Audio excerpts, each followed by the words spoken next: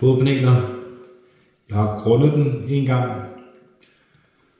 Slippet, grundet, og så giver det en gang glans 70 nu.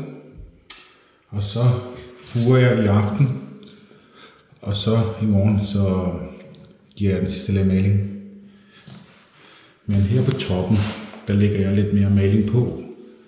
For når man så kigger op fra og ned på fodpanelen, så ser det sådan helt glat, fyldig og lækker ud. Så derfor lægger jeg lidt mere på op i toppen. Og jeg ved godt, at maling lukker mellemrummet mellem væg og fodpanelen, men det får jeg ud alligevel. Så på toppen, der lægger jeg mere maling, og så her, der trækker jeg maling. Der skal der ikke så meget maling på.